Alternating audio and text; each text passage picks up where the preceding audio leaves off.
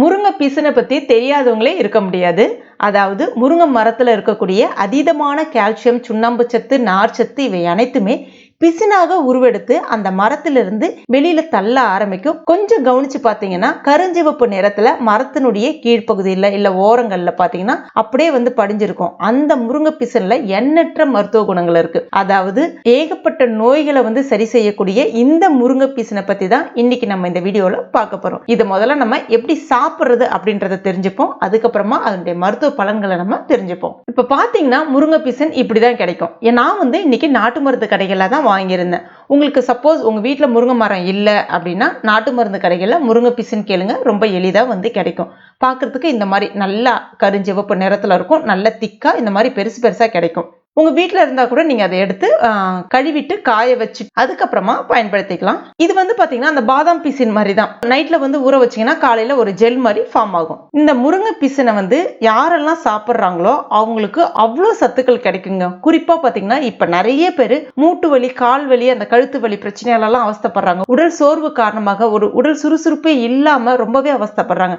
அவங்க எல்லாம் இதை சாப்பிடும் போது அவ்வளோ நல்ல பலன் கிடைக்கும். முக்கியமா ஆண் மலட்டு தன்மையா இருக்கட்டும், பெண் மலட்டு தன்மையா இருக்கட்டும், இது ரெண்டுத்தையுமே சரி செய்து குழந்தை பாக்கியத்தையும் இது கொடுக்கும். இப்போ இதை எப்படி பயன்படுத்தணும்னு பாத்தீங்கன்னா ஒரு பாத்திரத்துல நான் இன்னைக்கு உங்களுக்கு நிறைய செஞ்சு காமிக்கிறேன். நீங்க குறைவான அளவில் செஞ்சாலே போதும். ஒரு பாத்திரத்துல சேர்த்துட்டு கொஞ்சமா தண்ணி சேர்த்துட்டு நல்லா கழுவிட்டு அந்த தண்ணி கீழே ஊத்திருங்க. அதுக்கு அடுத்ததா மறுபடியும் அது மூழ்கிற அளவுக்கு தண்ணி சேர்த்துங்க.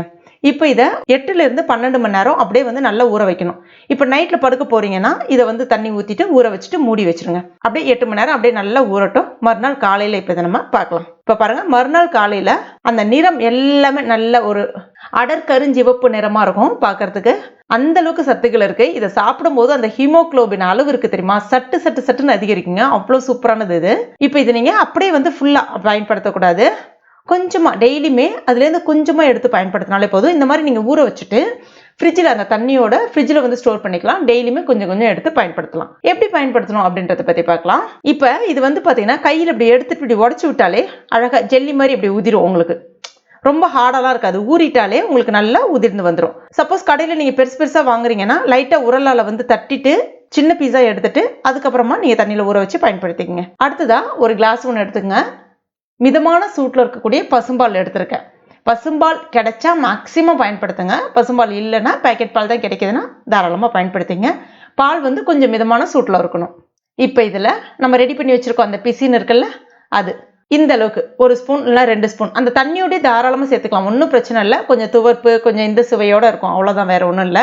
இது நீங்க அப்படியே கூட சாப்பிடலாம். 1 ஸ்பூன் 2 ஸ்பூன் அப்படியே சாப்பிட்றது ரொம்ப நல்லது, ஒண்ணுமே ஆகாது. சேர்த்துட்டு கூடவே நான் இன்னைக்கு பனங்கற்கண்டு சேர்க்கிறேன். எப்பவுமே பாலில் ஒரு மருத்துவ குணம் இன்னும் கொஞ்சம் அதிகரிக்கணும்னா நீங்க பனங்கற்கட்டை சேர்த்து சாப்பிடுங்க. முக்கியமா ஆஸ்துமா பிரச்சனை இருக்கவங்க இந்த பாலை குடிக்கிறது ரொம்ப நல்லது. கூட பனங்கற்கண்டு சேர்த்து குடிக்கும் போது இன்னும் ரொம்ப நல்லது. இல்லைன்னா நாட்டு சக்கரை அந்த மாதிரி ஏதாவது பயன்படுத்திங்க, வெள்ளை சக்கரை வேண்டாம். இதை நைட்ல படுக்க போறதுக்கு முன்னாடி குடிங்க, இல்லைன்னா காலையில குடிங்க. எப்போ உங்களுக்கு டைம் கிடைக்குதோ குடிக்கலாம். இந்த டைம்ல தான் குடிக்கணும் அப்படின்லாம் எதுவுமே கிடையாது. இதை குடிச்சிட்டு வரும்பொழுது என்ன பலன்கள் கிடைக்குது அப்படின்றத பத்தி பார்க்கலாம். அதுவும் குறிப்பாக இந்த மாதிரி வெயில் காலங்களில் இது குடிக்கும் போது பார்த்தீங்கன்னா உடம்புக்கு நல்ல ஒரு குளிர்ச்சி கிடைக்கும். ஹீமோகுளோபின் அளவு அதிகரிக்கும், ரத்தம் சுத்தமாகும், மலக்குடல் சுத்தமாகும், மலச்சிக்கல் சரியாயிடும். இப்போ நிறைய பேருக்கு பார்த்தீங்கன்னா உடம்புல கால்சியம் சத்து, இரும்பு சத்து, சுண்ணாம்பு சத்து குறைபாடு காரணமாக முடி உதிர்வு இருக்கு, கை கால் வலி இருக்கு, மூட்டு வலி இருக்கு, கழுத்து வலி, இடுப்பு வலி, இந்த மாதிரியான பிரச்சனைகள் இருக்கு. இந்த மாதிரி சாப்பிட்டுட்டு வரும்போது இந்த பிரச்சனைகள் எல்லாமே சரியாகிடும். நீங்க அட்லீஸ்ட் 1 வாரம் தொடர்ந்து சாப்பிட்டுட்டு பாருங்க. இதை டெய்லியுமே எடுக்கிறதுனால உங்களுக்கு எந்த விதமான பக்க விளைவுமே கிடையாது. இதை நீங்க எடுத்து பாருங்க, அவ்வளவு சூப்பரா இருக்கும். உங்களுக்கு அந்த மாதிரியான பிரச்சனைகள் எதுவுமே இருக்காது. ஏன்னா முருங்கை மரத்துல அவ்வளவு சத்துக்கள் இருக்கு. முருங்கை காயா இருக்கட்டும், அதனுடைய பூவா இருக்கட்டும், அவ்வளவு சத்துக்கள் இருக்கு. அதுல இருந்து அதிகப்படியாக இருக்கக்கூடிய அந்த சத்து வெளியில தள்ள ஆரம்பிக்கும். அதை நம்ம பயன்படுத்தும் போது பாத்தீங்கன்னா அவ்வளவு சத்துக்களும் நமக்கு முழுமையா கிடைக்கும். முக்கியமா சுண்ணாம்பு சத்து, கால்சியம் சத்து காரணமா நிறைய பேருக்கு பல்ல ஆட்டம்லாம் இருக்கும் இல்லையா, பல்லு ஆட்டம், ஈறுகள்ல ரத்தம் வரியும், இந்த மாதிரியான பிரச்சனை இருக்கிறவங்களும் சாப்பிடும்போது அந்த மாதிரியான பிரச்சனைகள் எல்லாமே சரியாகிடும். முக்கியமா கண் பார்வை நல்ல தெளிவடைய ஆரம்பிக்கும், ஸ்கின் நல்லா க்ளோவாக ஆரம்பிக்கும், இளநரி மறைய ஆரம்பிக்கும், முடி உதிர்வு இருக்காது, முடி நல்லா அடர்த்தியா வளரும். ஆஸ்துமா பிரச்சனை இருக்கிறவங்க சாப்பிட்றது ரொம்ப ரொம்ப நல்லது. எல்லாத்த விட உணவு முறை மாற்றங்கள் காரணமாக இன்னைக்கு ஆண்களா இருக்கட்டும் பெண்களா இருக்கட்டும் மலட்டுத்தன்மை பிரச்சனையால அவஸ்தைப்படுறாங்க. இதை 2 பேருமே சாப்பிட்டுட்டு வரும்போது அந்த மலட்டுத்தன்மை பிரச்சனை சரியாயிடும். அவ்வளோ ஒரு அற்புதமான பலனை கொடுக்கும். குழந்தை பேர் கிடைக்கும். மூட்டு வலி இருக்கிறவங்களாம் சாப்பிடும்போது அந்த மூட்டு வலி இருந்த இடமே தெரியாம போயிடுங்க. கண்டிப்பா ட்ரை பண்ணி பாருங்க.